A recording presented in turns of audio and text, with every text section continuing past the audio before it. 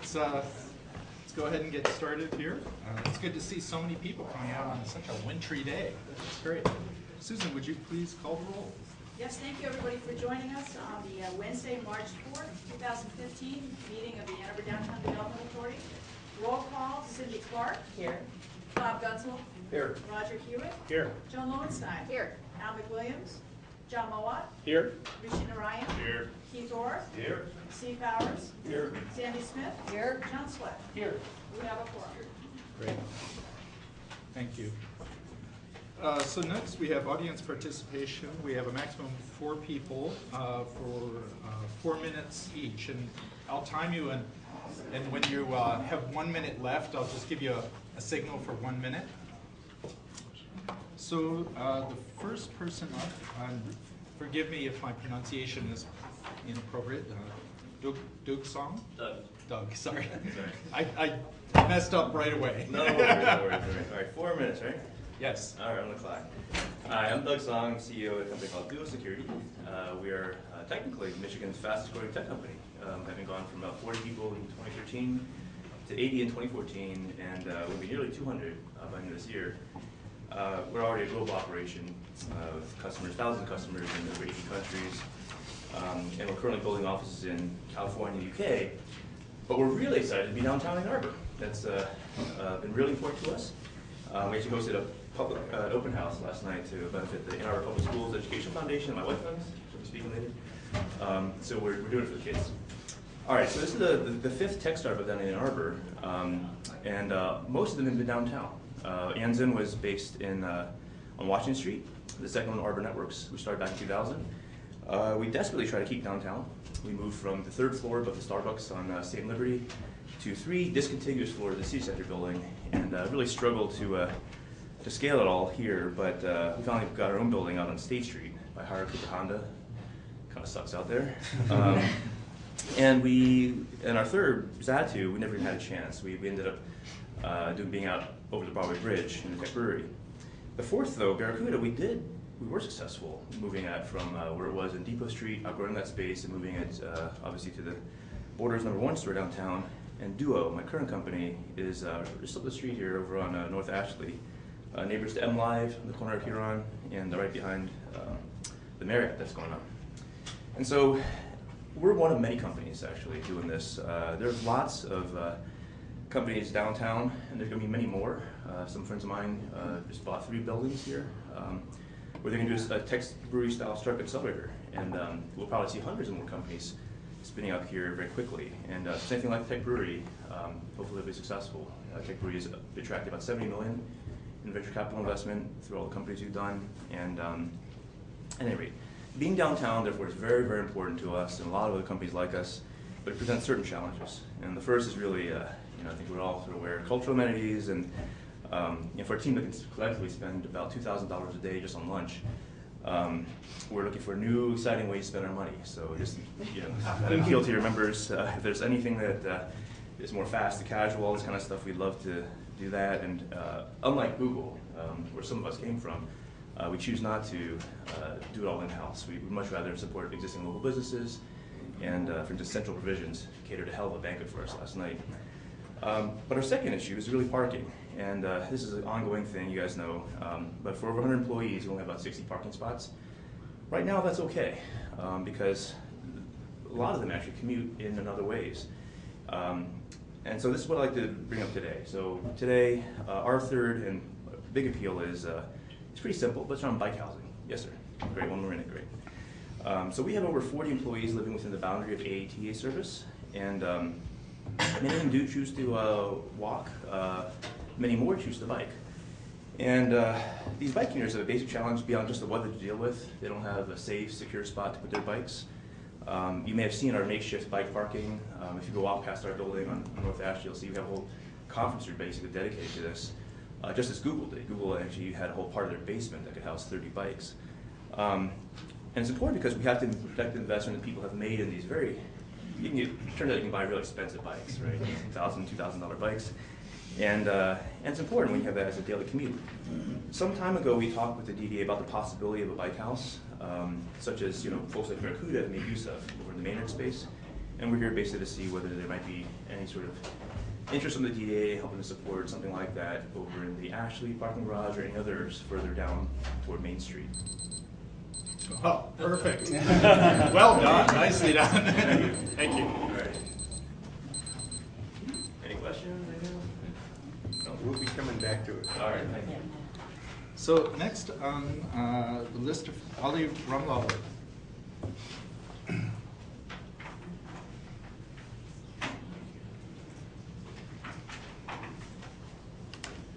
Hello, I'm Ali Malawi. It's me again. I'm back. Talk a little bit more. It's a slow week for me at the garden, so this is my last time to come here. You guys won't see me again until maybe the fall or winter. So some of you guys will like that. Anyhow, I'm here to talk about the DDA program of the ambassadors.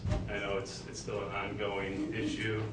I sat through the operationals meeting back in January to hear the feedback and talk about what was going on. I was really impressed with what Sandy had to say. I really think, again, I'm not going to come here, I'm totally against it. I'm here to get answers, to be honest with you. I read them live every day. I'm on Facebook, I read this, I read that. I'm trying to find information on this program, and the answers that we were asking for back in January have still not been answered. A group of us have gotten together to try to counteroffer this program, but we're at a loss as to what the problems are. What are you addressing with it? Is it panhandling? Is it graffiti? Is it cleaning the streets? What is it? We still are at a complete loss. We've been waiting weeks and weeks and weeks, and no one has yet to come forward with a really clear idea of what this program that we're about to spend $1 million on is set to do. I think, we have been reading in between the lines, and I think the purpose of the program is to deal with panhandling. No one likes panhandling. I don't like it as a business owner, as someone who comes downtown to eat or shop. No one likes to be accosted by the panhandlers. In fact, the panhandlers in Ann Arbor are much worse than anything I've encountered in Detroit. Detroit, they at least say hi and God bless, go Tigers. And a lot of times they don't even ask you for money. So the ones that we have here are really a pain, I agree. But I don't think it's this body's mission. I don't think it's within the jurisdiction of the DDA to address it. I really don't think it's an infrastructure issue. It's a health and safety issue. It's one that needs to be sent back to City Council. It needs to be sent to the police chief. It needs to be sent to the mayor. It needs to be sent to other agencies within Washtenaw County to help address the problem. That, along with all the people in the community that are willing to step forward, business owners, community leaders, mental health professionals, and who else will step forward to help solve this problem. But this block-by-block company that's been proposed to take over what I think is the issue with panhandling is a very slippery slope. It's a very dangerous precedent that you're setting. I think it really touches on civil rights issues, First Amendment issues. We have a lot of things that we're getting into that I don't think you guys are fully comprehending sometimes, without laying any kind of insults or anything. But I am one of a protector of civil rights and civil liberties. And I really see this going somewhere where it probably shouldn't. What is a guy going to do on a walkie-talkie? Call the police? Why don't we just have beat cops like we used to have beat cops? Get these guys moving, get along. Let's go. Let's make it really uncomfortable, make it really unpleasant for them so they don't set up shop as much. But have guys on walkie-talkies telling someone to get up and move that has no authority, no one's going to listen to that. Kidding me? I mean, I think you're really setting up confrontation and really an issue with that. So I really think the board should look at the grassroots effort that's being taken on right now with city residents and business owners and take a different approach to the problem that we have with panhandling and all the other issues and nuances and nuisances that this program is supposed to address. Thank you. Good timing again. Next, Lynn Song.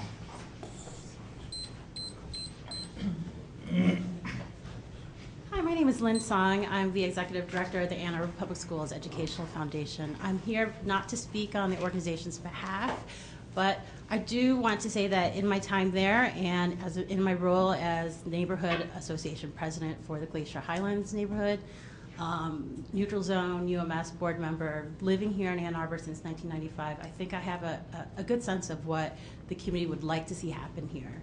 I'm also a parent. I'm dedicated to this town. Doug and I have worked on a number of initiatives.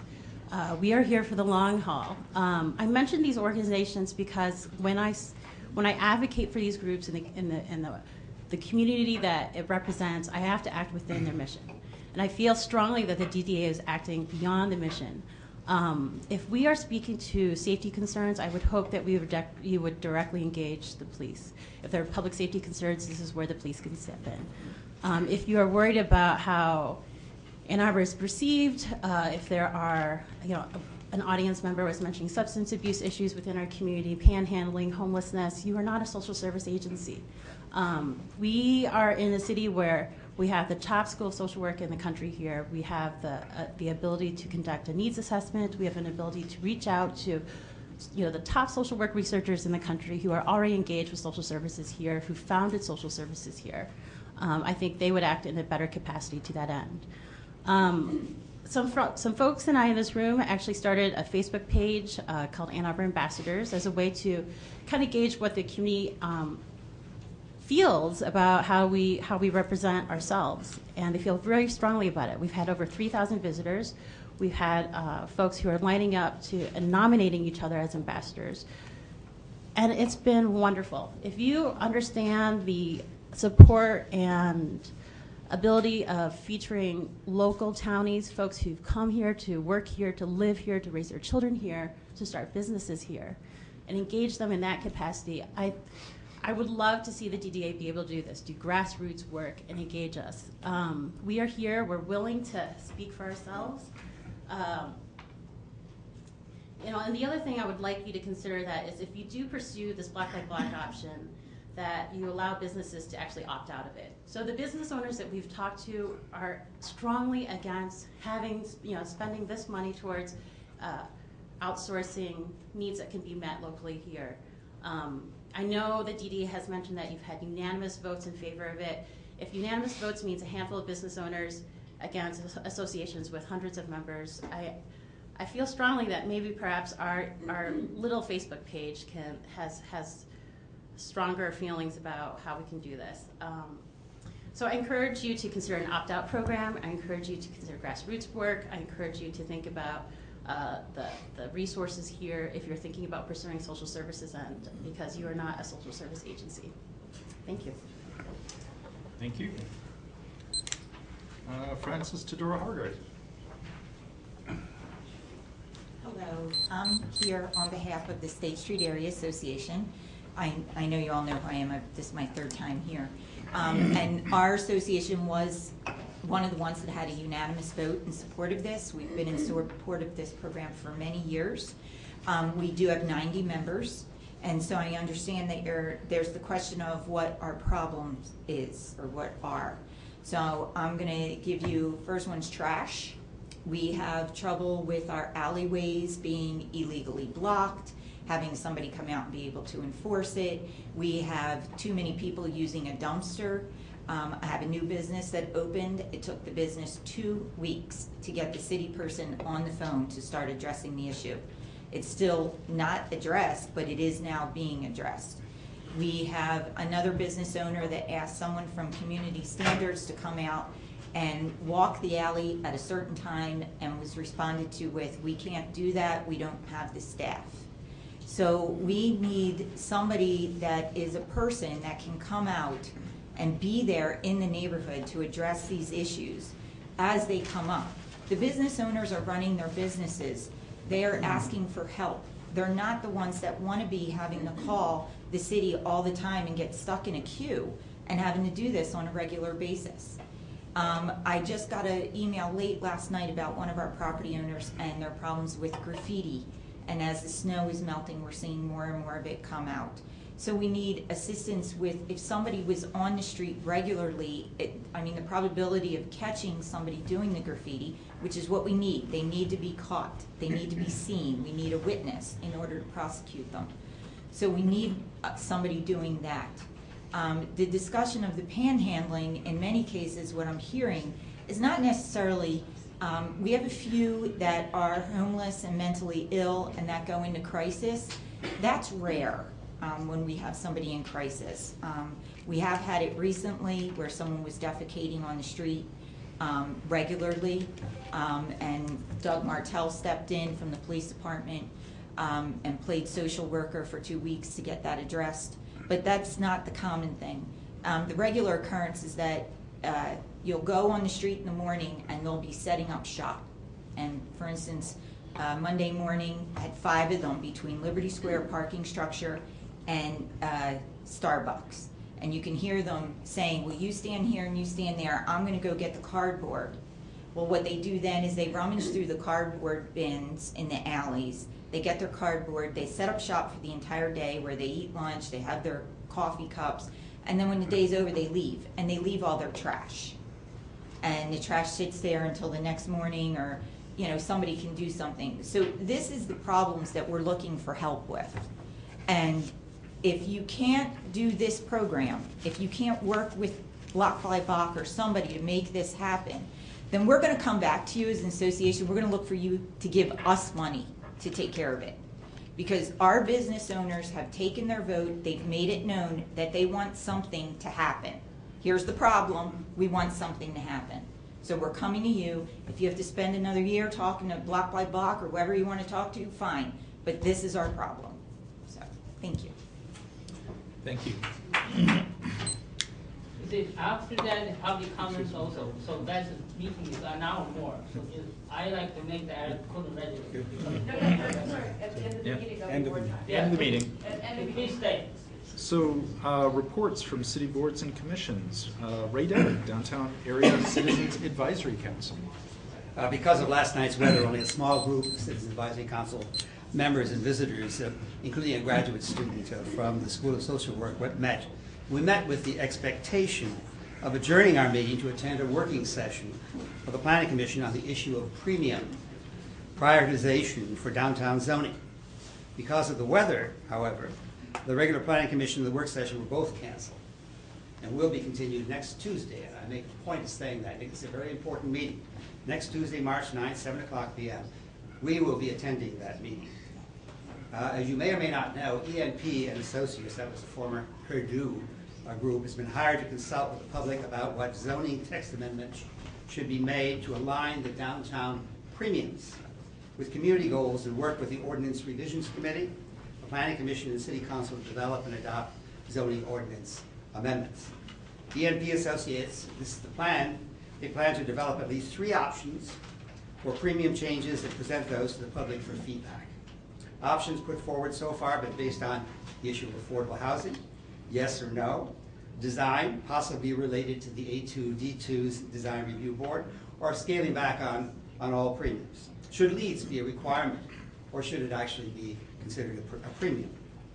Giving of extra FAR, by the way, in terms of premium, because I use that word, it's the giving of extra FAR, floor area ratio, to a developer, because they provide some benefit to the larger community that the community defines. It may be open space, it might be housing, it might be a number of other things. And starting in March, ENP and Associates will examine the influence premiums had on 3 selected downtown projects already completed or in process. They'll seek public input with online surveys, interviews, and focus groups, including a large public workshop in April. Stakeholders will be identified, and that of course includes you. It also includes me, to meet the goals of the project through April and options developed. For the ORC, this will go to the ORC, the Ordinance Revision Committee, the Planning Commission, and City Council by July and September of this year. Amendments will be developed and passed by the Ordinance Revision Committee, Planning Commission, and City Council as well. The final report to the public on amendments in October 2015. We discussed all sorts of possibilities and decided that in terms of our group, we'll be basing the principle will be in approaching these premiums that no premiums should be granted at any time if they have negative impact upon the historic character of the downtown or the context of nearby residential and historic neighborhoods. We spent a lot of time discussing that and other sorts of issues last night, many of which you've also discussed. And then we came to a discussion of the DDA plans for the ambassador program. And I've come to you and talked about this in terms of our finding out what it is that's going on over the course of time. I've communicated to you before also the ambivalence of members of the CAC on this program. It's clearly opposed by a large percentage of the Ann Arbor community that we have spoken to, and they come to us too. I mean, they constantly just say no. You know, there needs to be some kind of public relations if it's going to be successful, all better than the public relations we've done with the larger community. And we say, let's not rush ahead with the possibility. Let's take our time. Let's consider other things that we might want to do as a part of the DDA's coordinated planning for the future of downtown.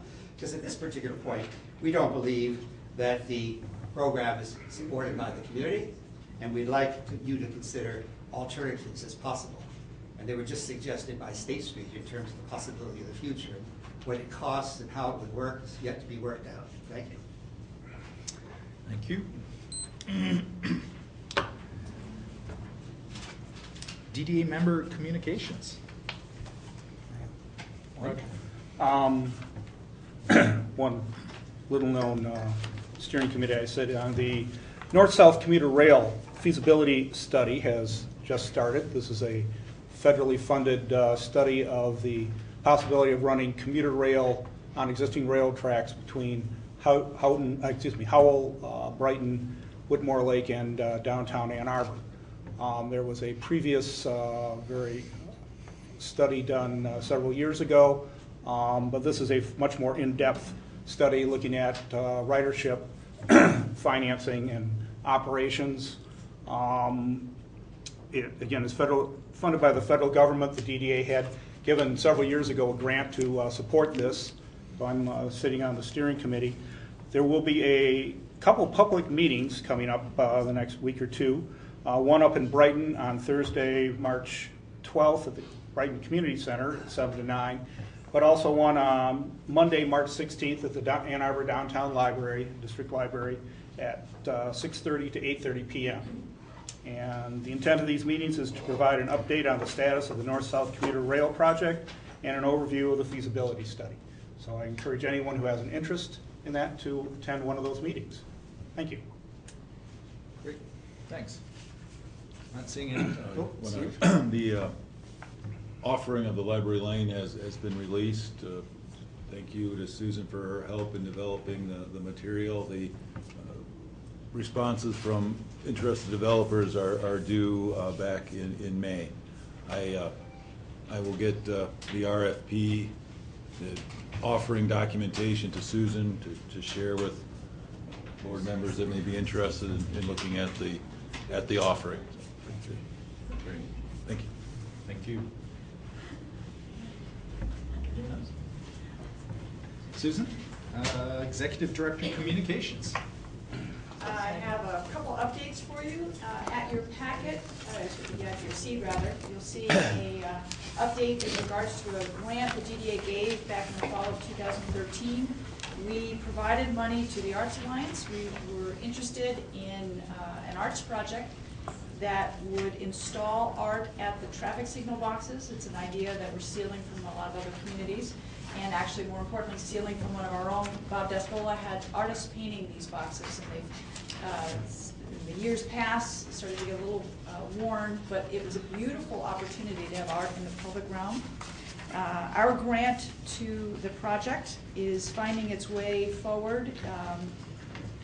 We'll talk a little bit about the financing. If you're interested, I could share it with you. But the key piece is the selection process is underway. A jury met just a couple weeks ago and have narrowed down from a selection of many, many dozens of possible artwork to the pieces that you see in front of you.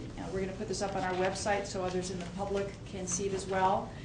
6 of the 8 will have been determined by the jury, but 2 of the remaining 4 selected pieces are up for the public to help us vote on.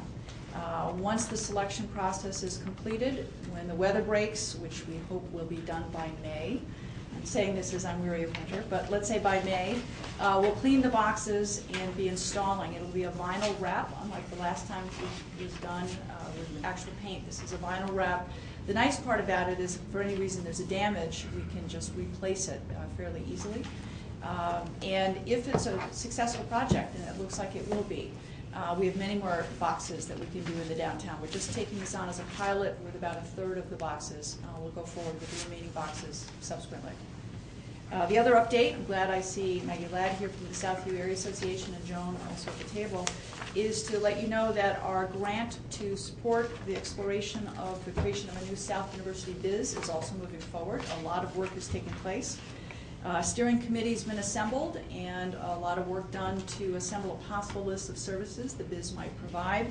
A meeting was held with property owners a couple weeks ago, and from their input and others, this list of services will be winnowed down, costs estimated, and figuring out then at that point how you can assign the costs per property. So work is well underway. I don't know if you want to add anything, Joan, other than to say there's a lot of enthusiasm in the neighborhood for it. And I think you'll hear more in the coming months as work continues. And then finally, just to put on your radar, next Monday, the 9th, the DDA has been welcome to present its budget at a work session with City Council, along with a few other departments, including Community Services, the City Attorney's Office, and the Housing Commission. So if you're at all interested, you're welcome to join us or watch us on TV. So thank you. Thank you, Susan. May I have a motion to approve the minutes from February 2015 meetings? Moved. Second. Has everyone had a chance to look through them and questions or concerns in particular? Seeing none, all in favor, say aye. Aye. Those opposed? Okay. Thank you. Subcommittee reports. Operations Committee. John Split, Keith Orr, and Roger Hewitt. The first thing on the agenda, we have a resolution on page 17 to approve a contract with Spence Brothers to do the work on the Fort William elevator stairway project. I would like to move the resolution. Support.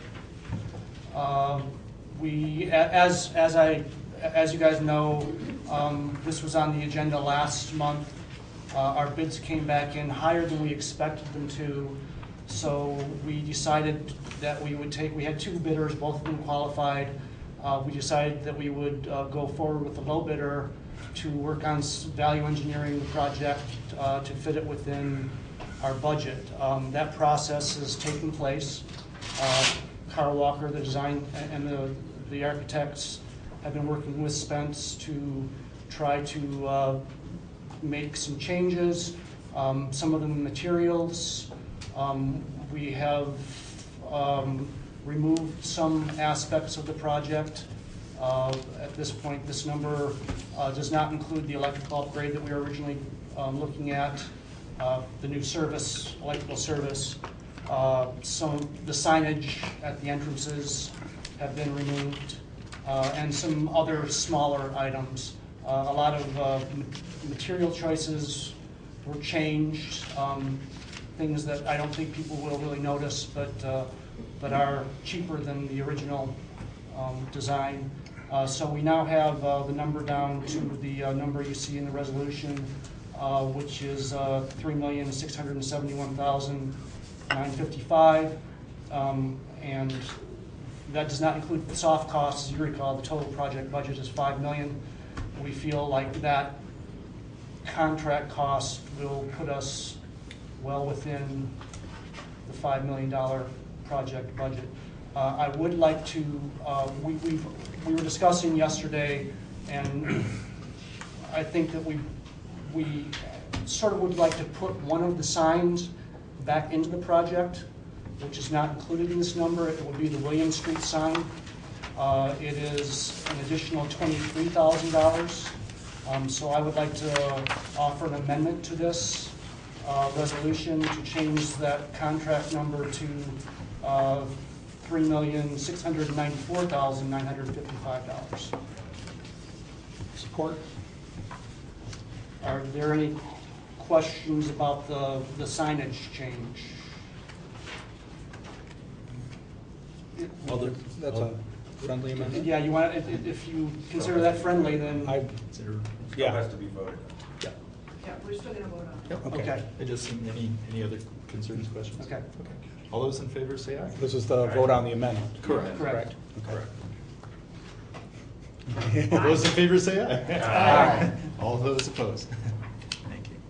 Okay, yeah, the project would be getting underway as quickly as the permitting process of the city allows.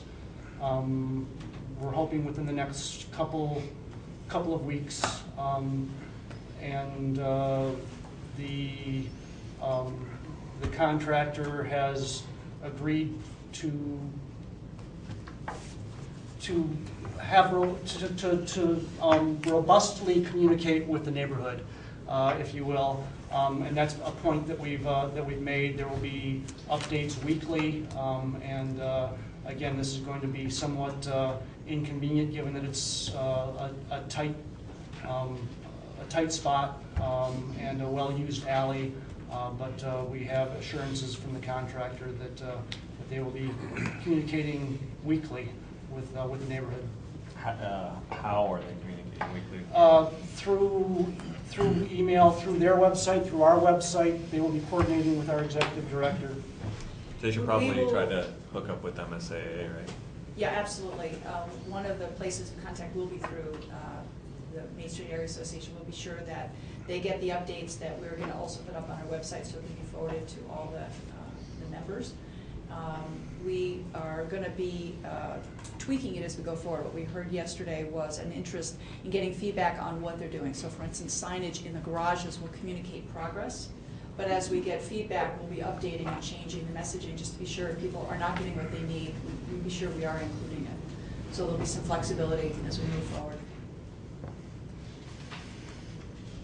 And yeah, again, I want to, even though the contract number is higher than we anticipated, these numbers have been gone over now, and they're very confident in their numbers at this point. It's more than just the bidding process. They've gone through, value engineered it, gone back to subcontractors, and we are comfortable that this contract number will still fit within the $5 million overall budget. I've got a question. Yes. Typically, once on a project like this, once demolition's complete and some of the major investigative work is complete and contractors know what they're getting into, one starts becoming more aware of what contingency has to be spent or not spent.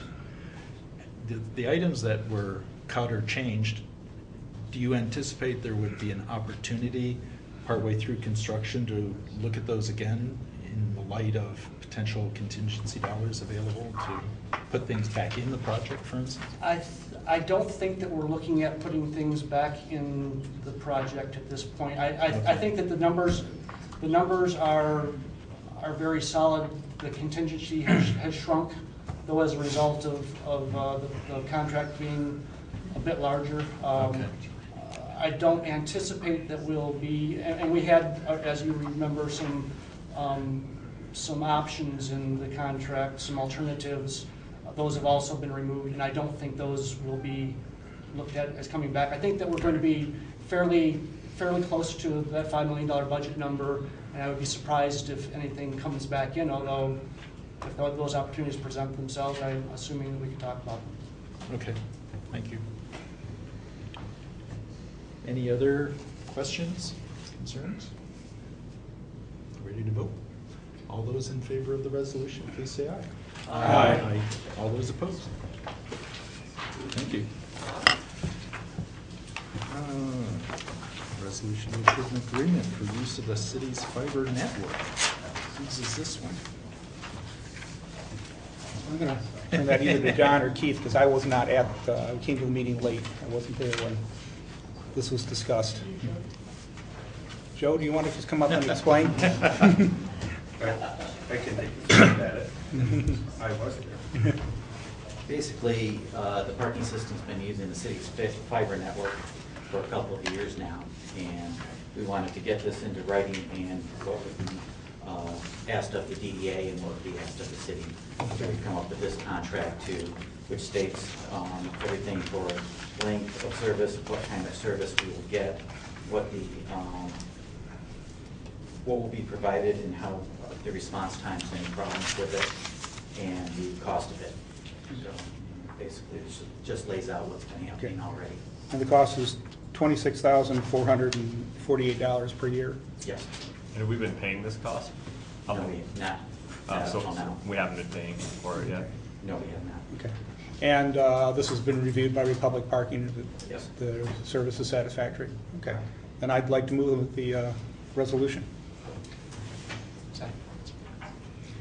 Any other discussion, questions, concerns? Seeing none, all those in favor say aye. Aye. All those opposed? Thank you very much. Ambassador Program update. Okay. I think I'll be taking this one. Certainly, we have gotten a lot of input on the proposed ambassador program. We've heard those concerns. We've also heard concerns of the merchant associations. I think the best approach at this point is for us to take a step back, re-examine the concerns of all the people who've given us input.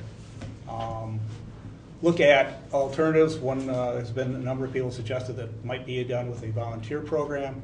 Take a look at what that might look like, what the cost would be involved in that, and basically step back from the process, the timeline we are on, and reevaluate everything we've heard and look at other options that are done throughout the country, as well as ambassador programs, and try and come back with something that we think addresses the concerns of all the citizens that use downtown.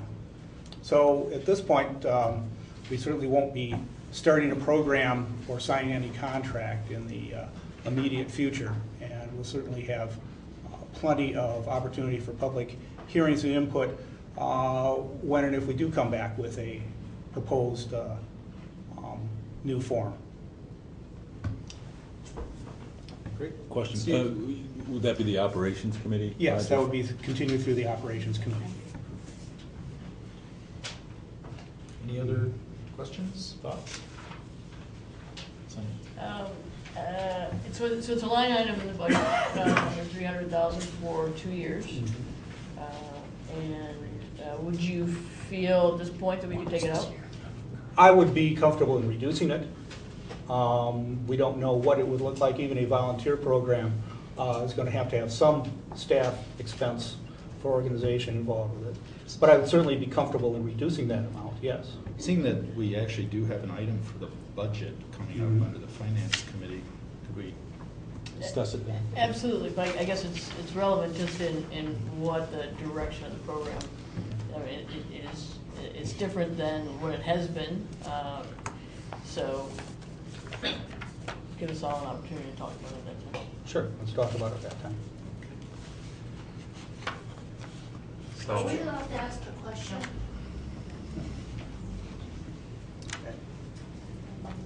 All right. so, I mean, maybe just because we have people in the audience, like, so clarification was that the only resolution that we moved forward on ambassadors was to allocate money in the budget for such a program. We hadn't moved forward with picking a program, so now we're stepping back from the ambassadors. We still have money in the budget for such a program. So when we get to my report, we will discuss what we will do with that, if anything. And we should point out that the resolution that approved budget money also required that any contract we sign would have to come back to the board for approval. Right. So there would be, regardless of whatever program we came up with or didn't come up with, it would still have to come back to the board for vote on contract approval, just as we voted on the contract approval for the construction of the 4th and William elevator tower. All right, moving on. Resolution to approve a fiscal year 2014 management fee for Republic Parking. I'd like to move the resolution. Second. Thank you. As the board knows, but just for the public, our parking system is operated by Republic Parking, a private parking contractor that staffs, operates, and maintains the parking system. They have an annual management fee of $200,000 after expenses. $150,000 that's paid out on a monthly basis.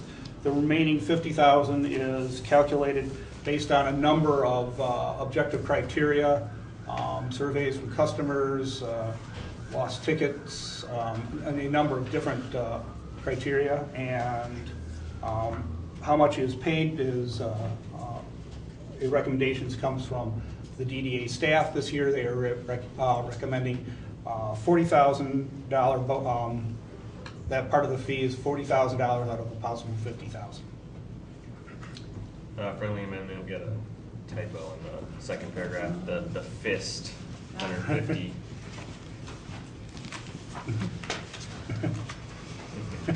Probably just fix that. Spell check. Are you sure?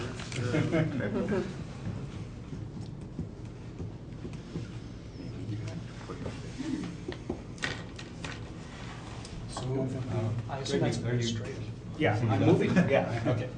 I just want to thank the Operations Committee for its review, and the memorandum from our Deputy Director was very helpful in providing the justification and explanation for this payment. And I really appreciated that analysis, so thank you. Yeah, we try and not make it just a subjective approach, try and actually base it on data. Roger, I've got a question. Mm-hmm. Since, there'd been, with the ambassador program, there'd been the concern about the use of an out-of-town firm and versus local employees. Mm-hmm. Do you happen to know with Republic, I don't know where they're based offhand, but also Lincoln? Chattanooga, Tennessee. Tennessee? Chattanooga, Tennessee? Yeah. And the employees, though, presumably come from our local region. Yes, I believe all the employees are local. Okay. All but the top general manager was brought in from Cleveland, Ohio. Okay. He's not from around here. All right, thanks. I have a question for Joe. Just none. Do we know why the non-responsive rate in the surveys doubled? The percentage doubled. Why are people so much less responsive this year than last year? I think Did something change with the question or the format? No, I think that's probably the problem, is that people are getting tired of the same questionnaire coming year after year. And they're getting to the point where they're not, checking the box. Probably something we should look at for next year is. We have started moving towards an online survey. Okay. Who does that go out to, or how does it go out? The permit holders are sent the questionnaire once per year, and then we hand out a number based upon percentage of the transient customers Hourly through the window of the cashier booth or by the people at the automated. It'd be interesting to see what percentage is non-responsive of hourly versus permit, because I'm curious as like how much higher that is. That's irrelevant for the whole context. I don't think we can figure that out at this point because all the questionnaires are the same. Oh, and we'd have to mark the permit ones. Okay. Which we don't want to get into knowing where the responses are. Right, true. Okay. Any other questions, concerns? Seeing none, all those in favor say aye. Aye. All those opposed? Thank you very much. Street framework plan / downtown street design manual. Just in case folks aren't aware, we're sort of transitioning from its name from street framework plan to downtown street design manual, which is a little more gritty and descriptive of what it's accomplishing for folks. And unfortunately, I don't really have anything to update because as in last month, it's still in the hands of city staff to review. So, and anything our city administrator can do to give people a kick, give people a kick on this. So that's the draft copy's out there. They're reviewing it, and Amber is our hammer. Amber is going to go after them and stuff. Is there anything you want to add, or Amber? No? I don't think there's much to add, but just to clarify, so the draft has been through a first round of review, and now it's back with the consultant team, and they'll get us a polished draft at the end of the month. Oh, okay, so we So- have got the city reviews back. Just from the core staff team. And then, once we get that polished draft back, we'll put it out to broader staff review. But I anticipate that that polished draft will still be very helpful to us. Okay. And then, I'm hopeful that we could wrap up city staff review in April. Okay, good. And when do the consultants expect to have it polished up? In about 2 or 3 weeks. 3 weeks. Okay, all right, thank you. Next item, proposed Ann Ashley Bike House. All right, it's mine. Keith. As we heard earlier, a few area businesses, and it is more than just one. Nancy from Get Downtown and Amber have been talking to area businesses, and there's a lot of interest in a bike house there. We of course already have one bike house we are running at the Maynard facility, and we always looked at that as a pilot, and it's thus far been a pretty successful pilot. I believe it's 80% rented at this point. I'm getting a nod from Amber. Given the tremendous amount of interest, we've been looking at the Ann Ashley as a place for the bike house. And been kind of hoping to bring an actual resolution today, but there are a few things we're still working out. One of the nice things about Ann Ashley is because of it's a little bit, it's not as condensed, shall we say, as Maynard. We can do a bike house without giving up parking spots. And so there are 2 sites we're looking at, and that's one of the reasons why we don't have a resolution today. One near where the office is on the south side, and the other down on the north side. There's an area that right now is just gravel between the parking and the sidewalk. So that would obviously be the cheaper of the 2. The other has some grading issues. So we're looking at that, at both of those, so we can get more information. And the discussion, right now the cost estimates are between $40,000 and $60,000. So we want to try and bring it to a more precise number before we bring it forward. And part of that will be deciding where we're going to locate it. And let's see, I guess discussion's going to continue at the March committee meeting, and that next meeting is Wednesday, March 25th, 11 a.m. Yes. Just, I would kind of, I park, when I drive to work, I park in the Maynard structure, and the bike house may be 80% rented. I routinely see 20 to 30 bikes parked in the free bike hoops in Maynard, but I've never seen more than half a dozen bikes in the bike house. So if we're going to spend that kind of money, I think we need to make sure that it's actually going to be used, not just rented and for the occasional user, occasional person who wants to bring their bike there. Because clearly, the vast majority of the people who are biking into the Maynard structure are using the free parking, not the paid bike house parking. Keith, I have a question. Yeah. Do you anticipate at the next operations committee meeting that there'll be some drawings or something to give us some sense about the north and south locations? Will it be as far as drawings or something to help us understand those 2 options? Yeah, absolutely. So yesterday, Nancy and I met with some employees who work nearby and are very interested in seeing a bike house, and we're meeting with more on Thursday, and also sending out a survey. So we're trying to get a sense of how many people may be interested in this and what location might suit their needs best. And then once we understand that, we will work with Dan Mooney, who we worked with on the last one, to bring you something to give you a better sense of what it would look like and the location that's being recommended. And I guess the one other thing I'd ask too is, in this notion, is whether it can be expandable. If we make it smaller to save some dollars now, but what it would take to expand either of those two locations. That is one of the Absolutely. advantages of the north location, is that it's much more scalable. The south location would involve dealing with grading, and at that point, it's, you know, you either grade the whole section or you're doubling your expense to do it in two different. On the other hand, you have stages. good visibility, you know. That has, so- right. But, okay, great, thank you very much. Sit down and then I'll ask you the question.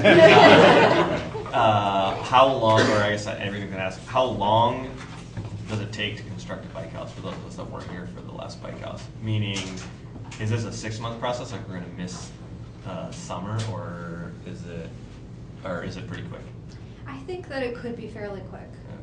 Particularly if the north location was chosen, because there are less challenges. So I think that we could, you know, make it a 3-month process.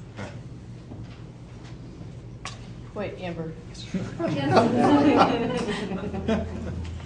Do we have good statistics or way of tracking usage of the Maynard?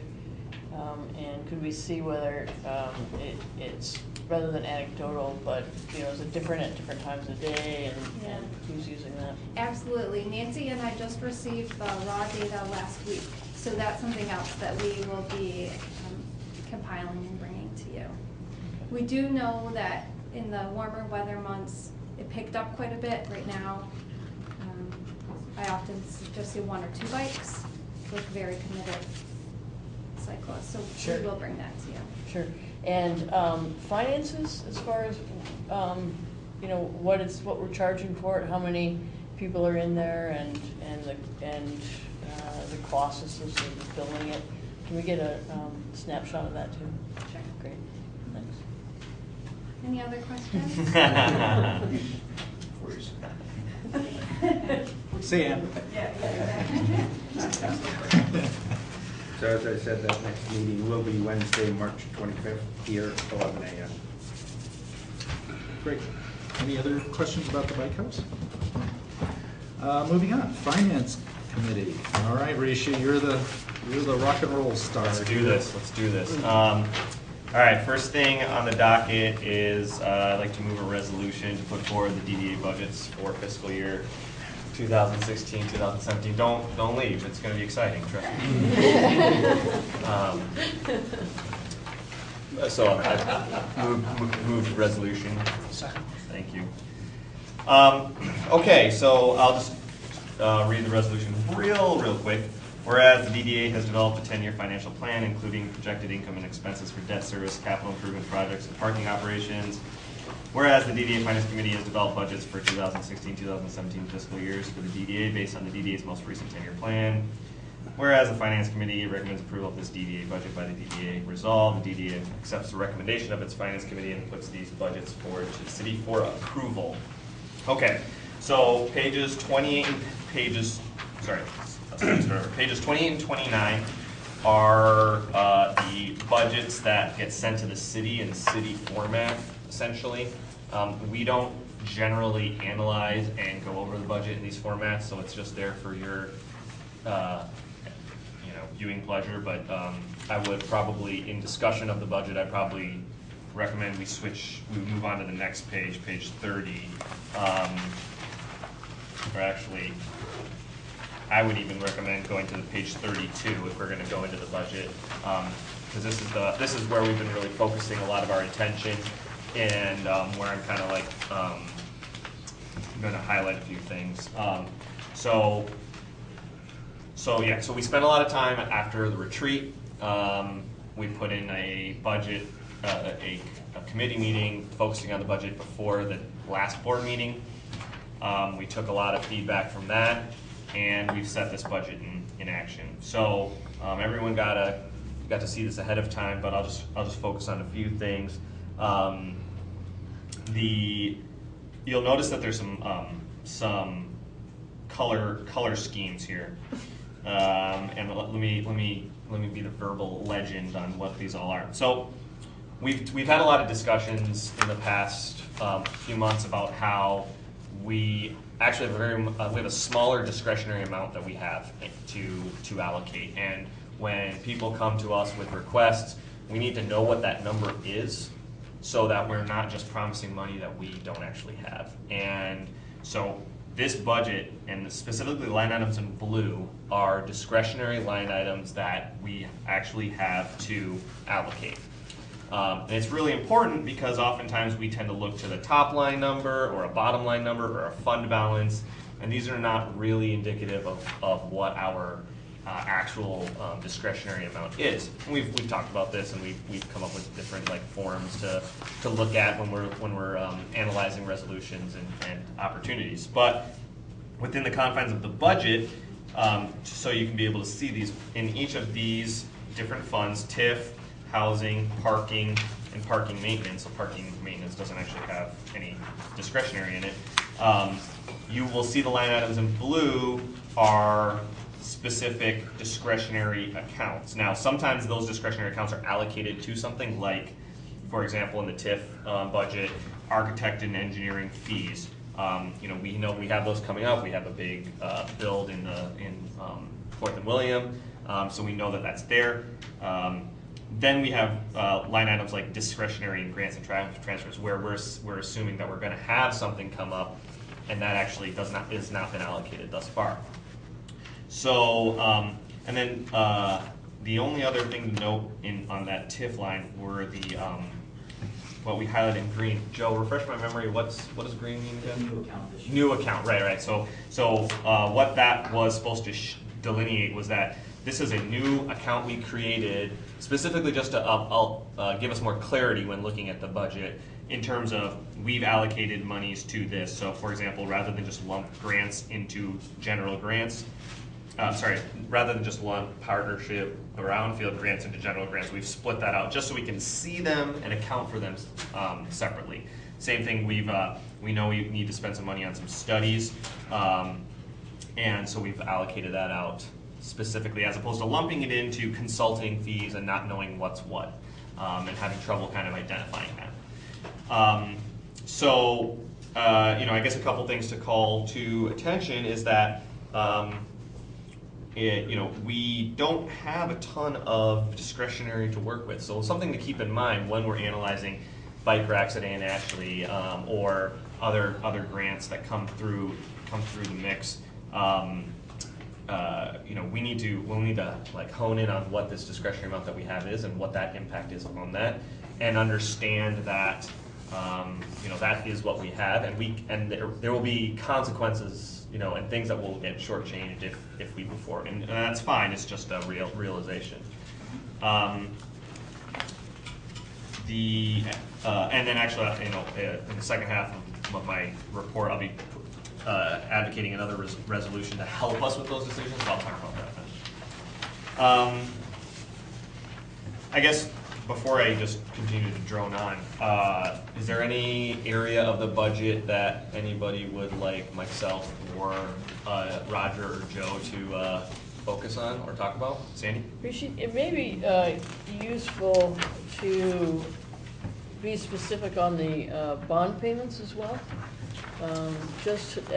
Because the numbers vary, and if you're kind of jumping in, if today was the first time you were looking at this, it may be confusing. Sure. Why it goes from $500,000 to $2 million to... Yeah, I'll defer to Joe on that, just because I don't want to give you wrong information on that. Specifically, what's the deal with the numbers? I mean, it might, just to articulate, as you have with for instance, the partnership grants, it just may be nice to have that broken down a little bit, because it's so, it varies so widely, and if and it is a big number. And they're big numbers, Right. so if you didn't, just bond payments. On bond payments on 59,300? Yes. Exactly. 1,000,007 to 1,000,009. Yeah, so you start, so right, so you start at 2 million, then you go down to 1.7, then you go to 1.9. Oh, you're looking at the plus moving forward. Okay. That's basically because we picked up some large bond payments in the last couple of years into the TIF fund and how they were done. So,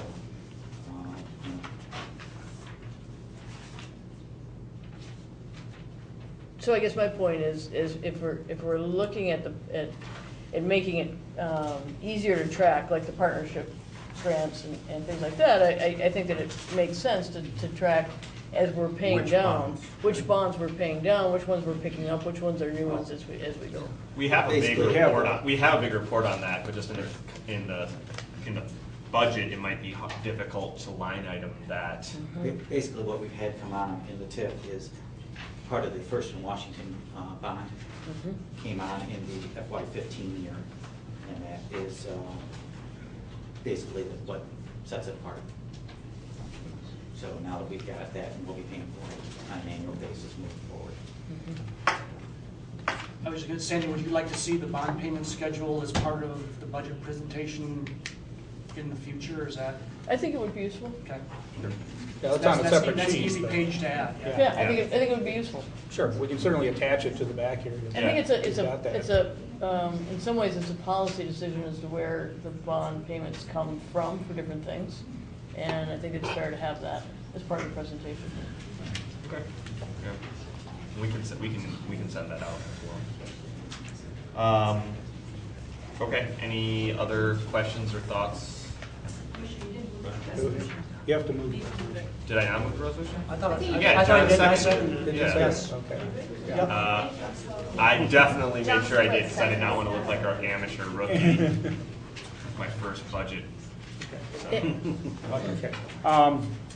If we look under parking, What page? which would be 34. page 34. 34. In light of the earlier report on ambassadors, given that we're going to have to be doing a pretty thorough re-examination of what the program might look like, and certainly we won't be starting it in the beginning of this fiscal year, I would like to propose an amendment that the ambassador contracted under contracted services, line 59-100, we reduce that $300,000 each year to $150,000. I'll second.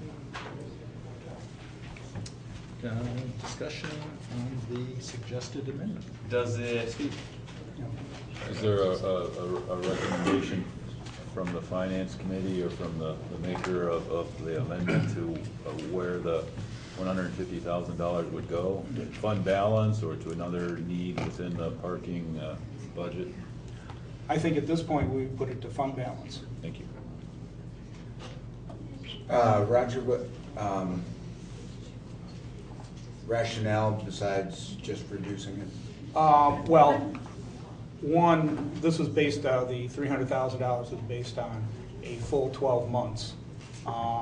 Even if after we've done all our re-examination, we came back and decided to put in the same program, we would certainly be doing it for probably 6 months at the most.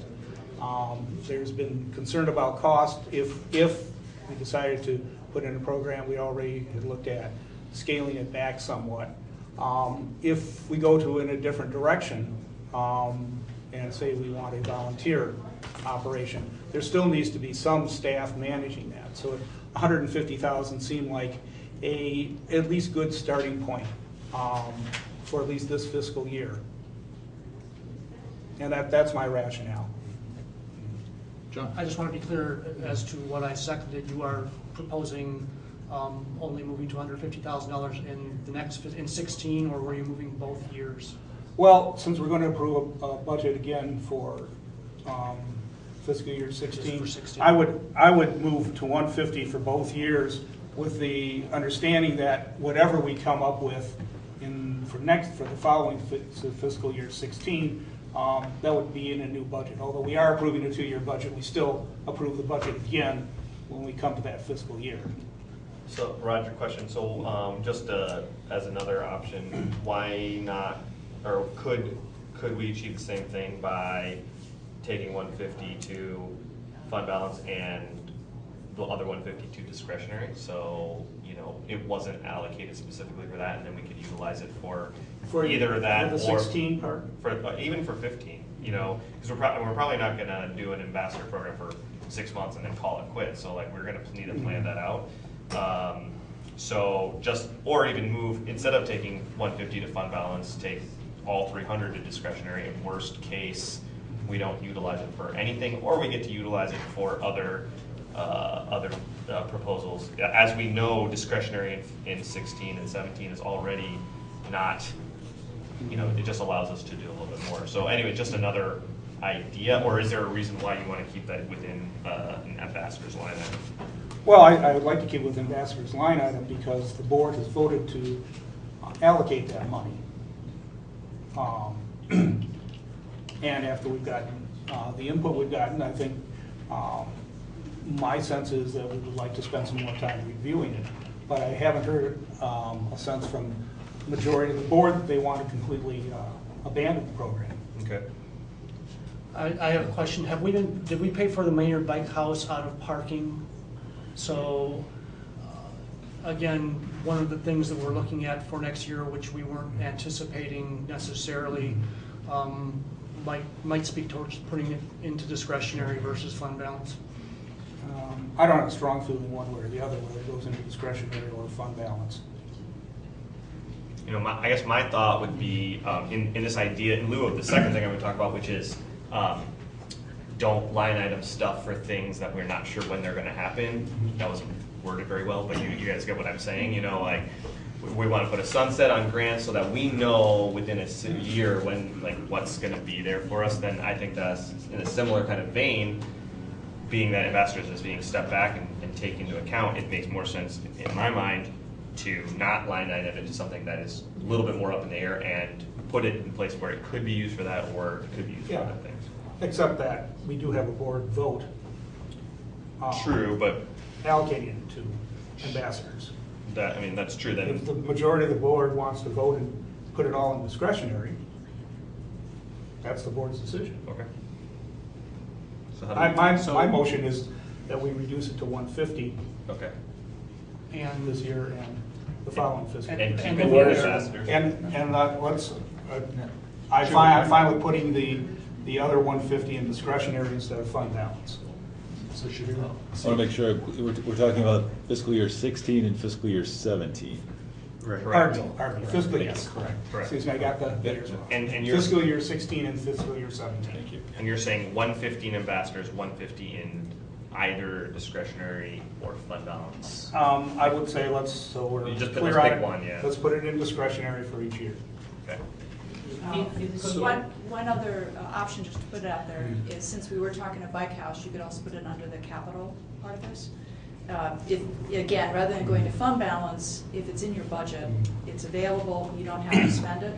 But if it goes to fund balance, it's not then available to you to use. I'm proposing let's put it in discretionary, whether it is used in capital or whether it is used for some other purpose, then that'll be the board's decision. You do have to make a decision between capital and grants as to which discretionary you would like to do. At this point. The audit. Yeah, half and half. To match the budget for the audit. We have no discretionary at this point in capital. Yes, correct. So we need to put something in there. Except most of your discretionary for parking is over in parking maintenance. And would the bike house classify maintenance? No. Yes, it's within a parking structure. Oh, so then that's okay over there. Yes. So then it probably just makes sense to line item that parking fund. What's your thought on that, Joe? Just leave it out of the. I would put it up in grants. Just in grants. If you want. Put it up in discretionary grants. All right. So are folks clear on you'd be voting for the amendment that Roger is proposing? And I guess I'd just like to weigh in, and it's slightly more palatable to me, and I'm very glad that we've gotten to this point, that we're reflective of the things that we've heard. When I came in today, I was thinking that we should eliminate the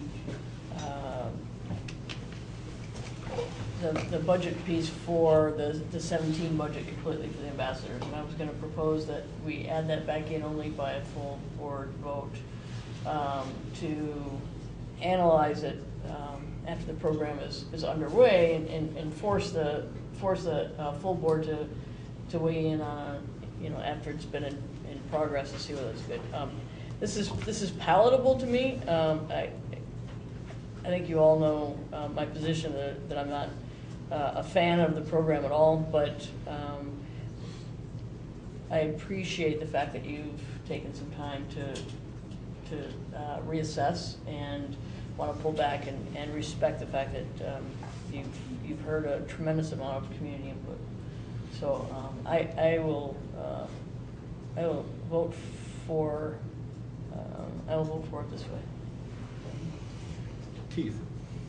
Similar to what you were going to say, it's I will be supporting the amendment because it's to me a step in the right direction. It's that I still think 150 should go to ambassadors, but I understand what the full board did earlier, so I feel like this is a move towards recognizing the community input. So yeah, I'll be voting for the amendment as well. Question for the Finance Committee Chair, or perhaps for staff. The description of 59100, is that contracted services? Yes. Or do we specifically have an ambassador line item within? No, it is just contracted services. So perhaps the budget should reflect understanding and agreeing with what Roger said earlier regarding there's a resolution of support from this board, and until that changes, I think there should be resources allocated, and I'm in agreement with the change that's been proposed for the purpose of our budget itself and the integrity of the budget. I'm not sure we need to title it ambassadors. I think it's more of a responsibility of our staff to do the monitoring and tracking that you've so rightfully pointed out is important for us to do as a board, as an organization, so we know what we're spending. Yeah. Although I'm going to be supporting the change, whether this remains labeled ambassadors or not. It was just a point for perhaps future consideration by our finance committee. We could certainly label, since that ambassadors is not a specific line item. Yeah, Certainly put that services and put ambassadors under the notes. Under the notes. The idea was that when the budget was made, that was an actual line, and now it is under consideration, so to speak. So it's different. So yeah, we just make that change. So that's probably, is that a separate? Should that be considered I think that's administrative. Okay, don't worry about Yeah, that. again, take it up at your Okay, next all right, meeting. that's fine. So we do need. We need to vote on, yeah, amendment. do I run that or do you run that? Okay, that's what I thought. You're down, boy, down. Okay, That's right, he has the gavel. But having said that, you have the opportunity to go on some more. I as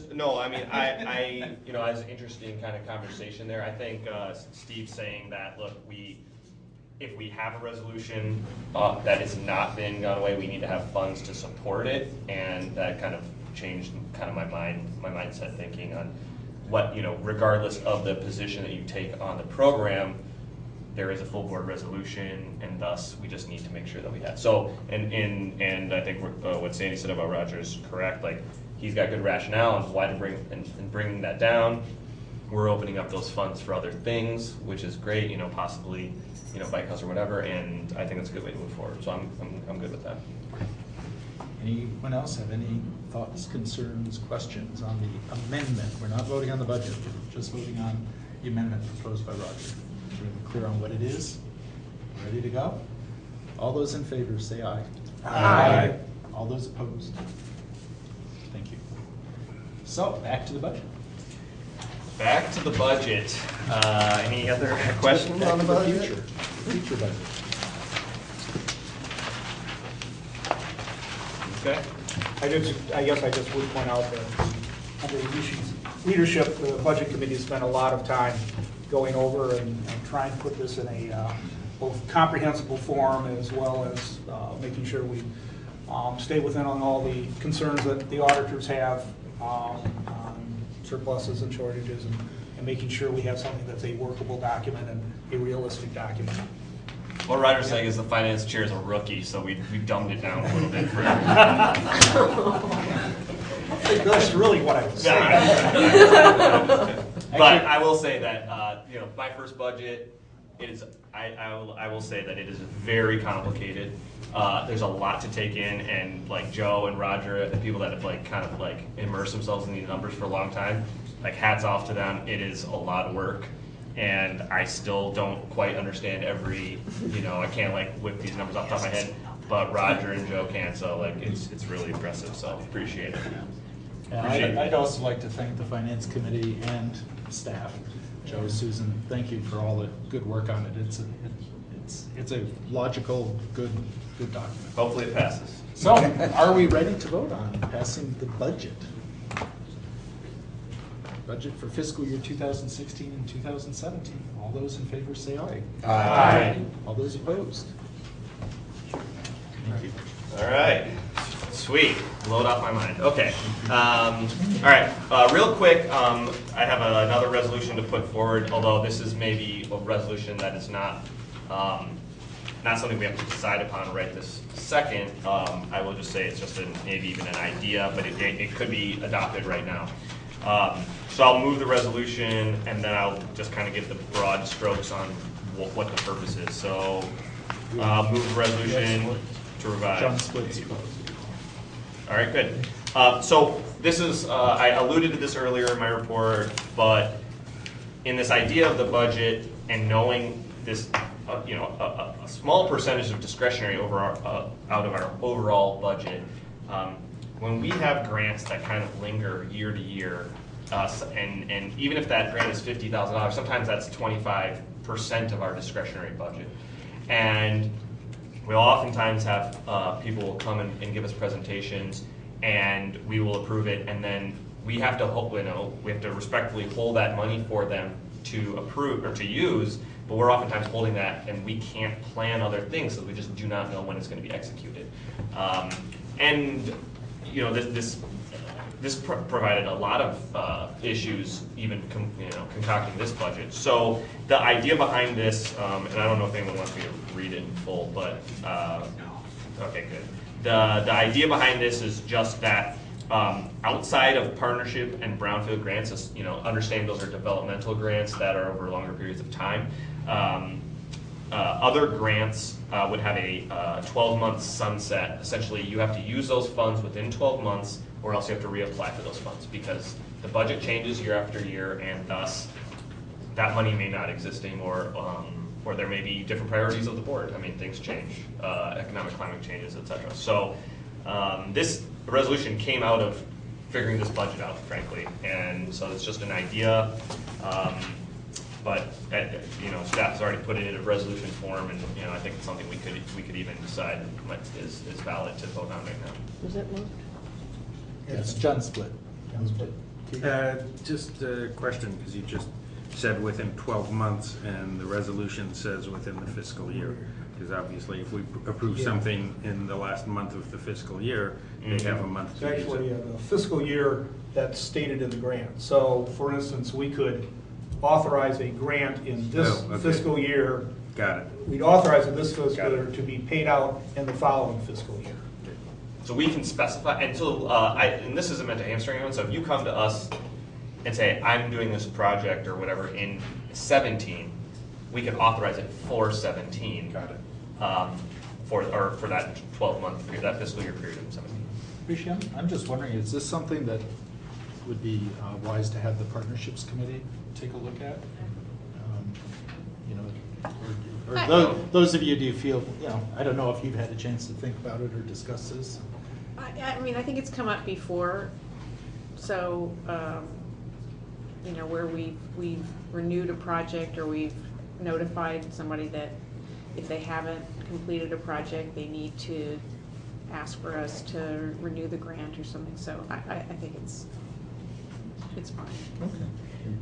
Okay. In the last whereas, the result is fine, and it's just more grammatical. In the whereas, I don't like the way it's phrased. So that non-partnerships and brownfield grants approved by the DDA must be expended. So it kind of leaves brownfield grants ambiguous grammatically.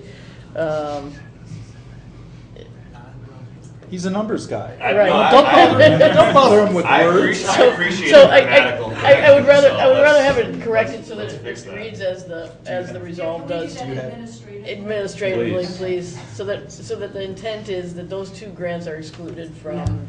Let's get a thesaurus on. Let's hash this out right here. I think we had an offer from our staff to do that. So. Yeah. If you're comfortable. To bring back for next absolutely. time. We're So not, that so are we, I just want to be clear, so we're not planning on voting on it? We are, we'll vote on it and they'll fix it. And they'll fix it for us. They'll fix it, they'll fix it and then we'll vote on it, all right? Rishi, I apologize if I heard you address the brownfield grants, and if you also included the partnership grants in your explanation, I apologize, I missed that, but could you state again why we're separating the partnership grants from this? Because the brownfield grants everyone gets. The partnership grant, that program was this idea of incentivizing developers to do more when they come to develop. Thus, we know that there's a time frame with that we may not. Thank you. We can't be able to fit there. Yeah, just, also, those are paid out as we receive the tax revenue, which in many of them we would not receive in one fiscal year. It's a little bit of a generic name for a more specialized grant. But thank you. Oh well. We tried a more specialized committee name for one for a little while, and that went back to generic anyway. So, any further discussion? So folks are clear that Susan's going to do whatever Susan does with that fourth whereas, to clarify it. Other than that, it stands as is. All those in favor say aye. Aye. All those opposed? Thank you. I'm going to quit while I'm ahead and just say that the next Finance Committee meeting, Wednesday, March 28th, 8:45. That's a different day. We really just like to keep you guys guessing as to when we're going to meet. So Wednesday, March 25th at 8:45 a.m. So you notice, None of us can show up. anyone notice that Rishi was looking to expand his sphere of influence? Partnerships? I know. Take over partnerships. Whoops. Go ahead. So speaking of partnerships. Take my wife. Yes, well, Rishi will be very happy to note that we didn't discuss any grants or project, no resolutions. Sweet. But we were able to spend a lot of time on our partner updates, which was good. So with respect to the ride, they let us know that the CEO search is progressing. No one happier than Bob Penzel. We have, if I could, Yeah. interviews scheduled for next Wednesday, the 11th, at 4:30 in the afternoon at 2700 South Industrial. You're all invited. Hopefully you'll receive invitations by email to come at 3 o'clock for a meet and greet, and at 4:30 for the interviews. We'll be interviewing 3 candidates, 3 finalists.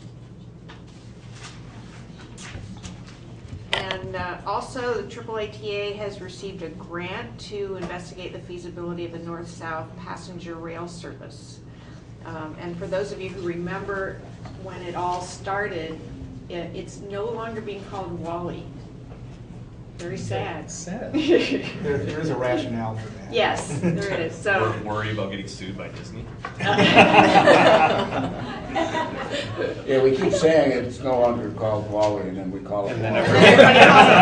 Which is the Ann Arbor way, where you call things by what it used to be known as, like that new Blimpie dorm that's going up. So then we heard from the Planning Commission that they let us know that a planning essentials class was being offered, so I guess that already happened. That was in February, end of February, to give citizens basic training on zoning. From the City Council, we learned that they approved a resolution in support of the Affordable Housing Needs Assessment Report. And with this resolution, they were creating a regional work group to pursue recommendations that were in the report, and we also we, at GMR, we heard also about this report. And heard about the countywide homeless individual point in time count. Then from the DDA, we let our partners know about the 4th and William parking structure and the consensus that we came to at the retreat, and basically gave people the same status update that Roger just gave about the Downtown Ambassador program. So that was pretty much it for our partnerships. It's a little bit of a slow period, I would say, for partnerships. For the communications part of the committee, once again, Al, you look at the empty chairs, what in the courtroom we refer to as the empty chair. And so Al is still the empty chair. Al was not able to be there. He's working on a draft communication plan, so we postponed our meeting, our discussion of that until our next meeting, which is going to be March 11th, next week at 12:30. That's the Communication Committee, and our Partnerships Committee will meet before that at 10. Great. That's it. Okay. Is it 11? 11, sorry about that, 11. Next, Executive Committee. I guess the only thing that I would mention is that, as was alluded to earlier, we're having some conversations about how to frame up our follow-up to our retreat, and with a focus on projects, that we can start planning. So you'll be seeing in this next couple of weeks some things, some materials, hopefully, and the idea is to try to put a package of information together to folks that will help frame those conversations moving forward, including potential options for projects and that sort of thing. So it'll be more of the nitty-gritty, meaty, down and dirty. Anyone else on the executive committee have anything to share? All right, seeing none. Don't have anything under new business. Other audience participation. You have opportunity for 4 minutes.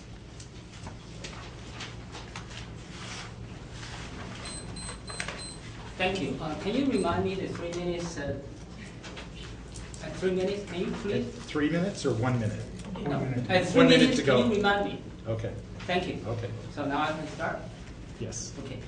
Thank you so much for all of the participants here. You were all volunteer without getting any payment. I want to thank you for the DDA member. As you know that they don't get any payment. They come here regularly. They take the responsibility to put up online or on the newspaper, even being criticized by MI, which is say that ambassador program is misleading. And also by other newspapers, such as A2 Indy, the public response is important. That's why democracy is about.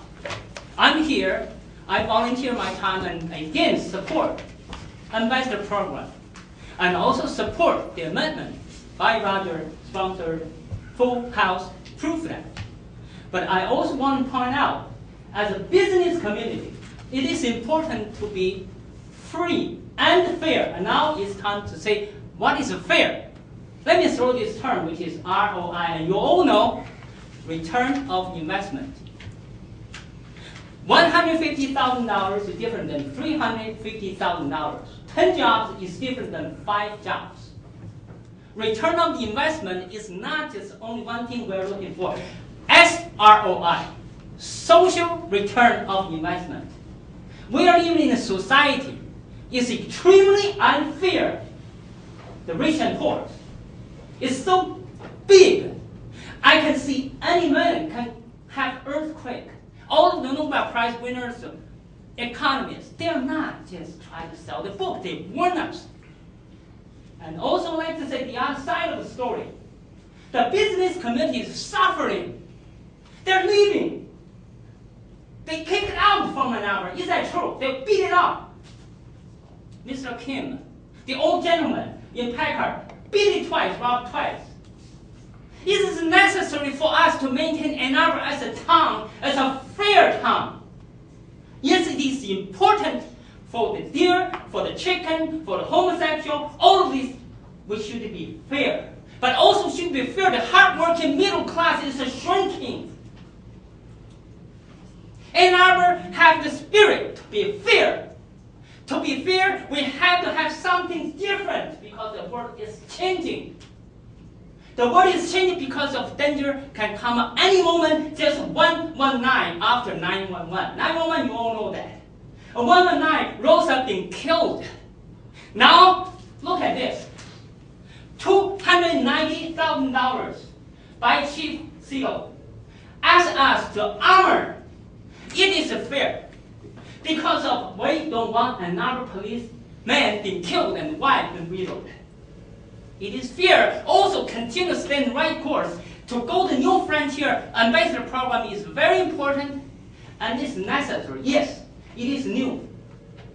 But we should really discuss about that until we back down, until we go forward. So supporting all of these volunteers, support that. I like to hear the other side of the story. Saber said that it's also minimum wages issue. She didn't say no. So as Jack Eden online.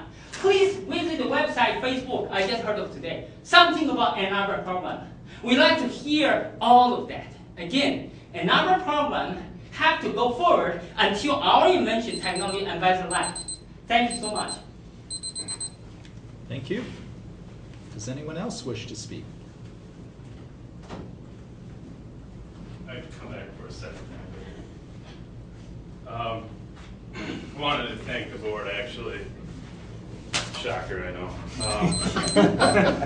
We're not used to that. Yeah, I know. I knew finally at the end of the day, I don't know. I can be facetious, but I want to be serious here for a minute.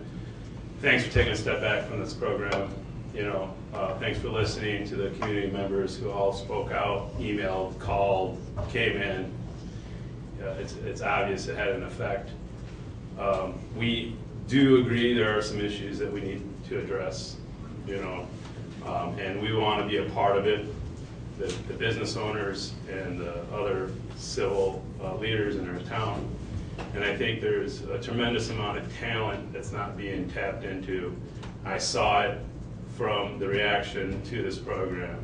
This is a very intelligent, educated community that's very proud of what it has and is willing to take time out of their day to preserve what there is and make it better.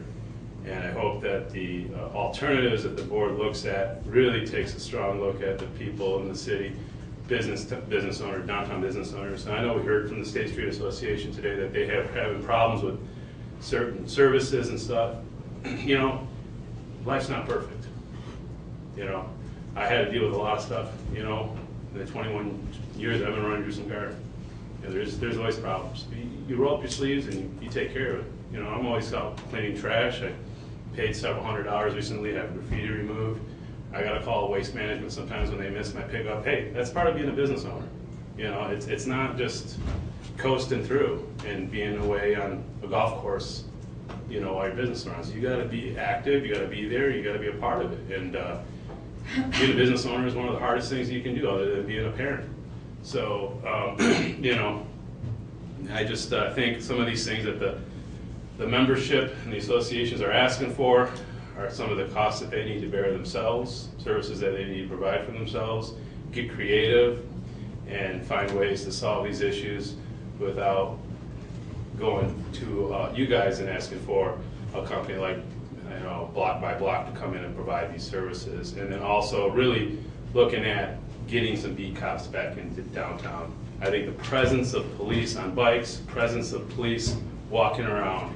With $300,000 a year, you can fund 2 full-time police officers downtown, and that had way more effect than some guy that's getting paid $10 an hour with a walkie-talkie. That's just not going to have much of an effect. And John, if you don't think 300,000 is enough, then 400,000. Go around. I bet you some business owners will cough up money and match what you guys will put forth.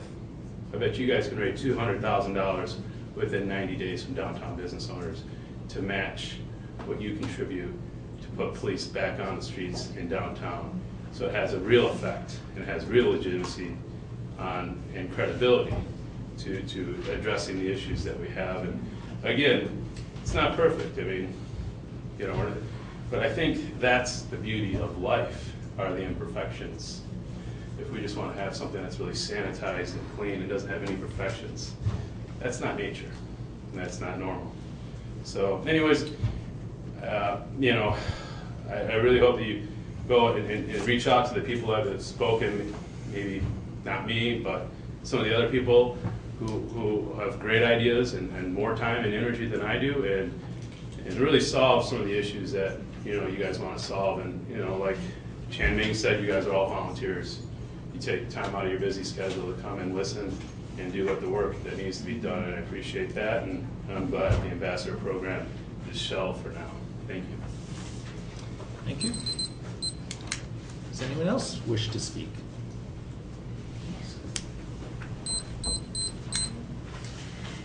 Hi, I'm Maggie Ladd from South University Area Association, and I'd like to commend you all for the steps that you took at today's meeting. Not perfect in our view, but you know, I think it was the right thing to do. One step back and take a look at the situation. But you know, what I've noticed, I've been following these discussions, is there have been very few voices from above Fifth. So this is my view from that area. I mean, if I take a walk to work in the morning, and I'm usually met by some business owners. They want to talk about trash, they want to talk about the sidewalks after bar night, there are lights out on the street, the crosswalk stripes need to be repainted, we have parking issues, there's panhandling, how do you go about reading trespass, and other ordinance questions. That's my walk to work in the morning. And you know, seriously, and I'm sure State Street feels the same way, we were kind of hoping that this ambassador program would be able to relieve some of that burden from the associations, and we're doing that without being paid for it. I mean, we don't get a DDA grant. We used to get money from the DDA to help us with that kind of thing, but you guys took that money away. So I feel like, you know, I was one of the people that started the panhandling task force, which turned into the outreach task force, and you know, and I'm also a member of the recovering community for a decade. So I think that I can speak in an educated manner about the homeless problem, which I don't think is a homeless problem. It's a substance abuse problem, and yes, we do need help. We need help to alleviate the businesses from this. The problem, but more importantly, to get these people into treatment and to offer them help. More clean and safe issues, eyes on the street issues. So we were hoping that the ambassador program would be a conduit from the areas to the city, so that the services that have been mentioned earlier, Ann Arbor has a lot of services, we offer a lot, but there's no link. You know, Francis is making the same phone calls as I'm making, and Laura's making, and nobody is paying attention. So if you guys are not going to seriously look at the ambassador program, then you need to have a plan B. And you know, part of the plan B, I would suggest, is that you give money to the organizations that are already doing the work. And you know, I applaud our community. Yes, I am an Ann Arbor ambassador, but I've got a sign-up sheet here on the back. It's easy to click and like Facebook. It's a whole different ballgame, and I do volunteer schedules. It's a whole different ballgame to arrange something as complex as this for 12 hours a day, 7 days a week. That's all I have to say. Thank you. Thank you. Does anyone else wish to speak?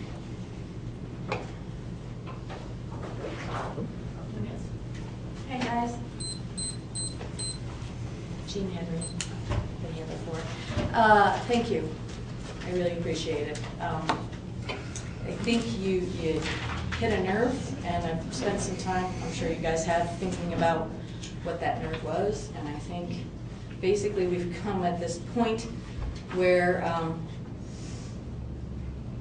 Ann Arbor citizens want to see their interests reflected in development downtown. And I hope that you take this whole experience, which has been somewhat surreal, I'm sure, from your perspective, as a sign that maybe you need to roll these things out, get some more public input, have meetings not in the middle of the day, take question and answers. I know that you guys have a lot of work to do, but something's happening in terms of development downtown, and tensions are rising, and I'm not opposed to development downtown. I just think we need to think about it. I do fundamentally agree. Well, one, I fundamentally believe that businesses are well served by handling these issues themselves for many, many reasons. One, you solve them well if you actually engage with panhandlers. That's what I did. I talked to Curtis at Vault to Midnight. That's what he does. You talk to them directly. You say, hey, this is my place. I'm trying to do business. Curtis has a deal with Krusty. Instead of asking him for money, he tells him a dirty joke, and Krusty goes away. So, Crutchy. So, you know, and then there, you know, it's very few of the panhandlers are aggressive. It's protected public speech. I think the state associations, street associations may have an unreasonable expectation about what exactly we can do, and I think that that's perhaps your job to clarify to them what you are allowed to do or not allowed to do in terms of managing panhandlers. There is not much of a crime problem downtown. Your own things, 5 major crimes per month is about the average. That's something we should be celebrating instead of acting as though we have a crime problem. I understand you can't fund beat cops. I understand that there's probably a history that goes back a long way, and you guys would love to have beat cops. There are things you can't deal with. It sounds like city services need some help. None of that. You're like the, you know, intermediary between the citizenry and the merchant associations and a city that's not always responsive. I'm not sure what the solution is to that, but I think that the conversation around what your job is, which is development, and who we are as a city needs to happen in a public sphere.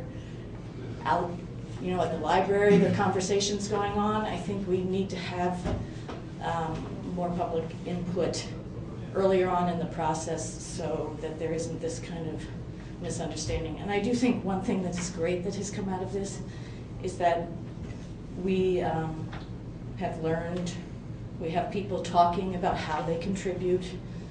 If you go on the Ann Arbor Ambassador site, you will see the amount of volunteer hours these people contribute.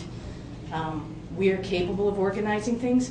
You guys have never asked us to organize something. I don't know that we would organize something for the Merchant Association if we're not merchants. And entrepreneurs are horrible to organize because they're busy. They're really hard to get to do things. Citizens, on the other hand, like to do things. So I think there's a way to do this, but it's not going to work if all you're talking to is the merchant associations. There's a much broader constituency, and we would love to help you guys realize your vision. Thank you. Thank you. Does anyone else wish to speak? All right. John. No, I'm sorry, I didn't. Yeah, oh. Are we motion to adjourn? Support. All those in favor say aye. Aye. Sorry, I didn't mean to jump the gun. Yeah. You're about to get it.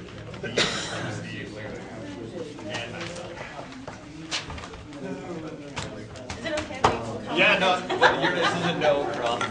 So I brought coffee. I don't know if that's okay. And I like to see people. So there's Viennese coffee. It's chocolate condensed milk. It's super sweet.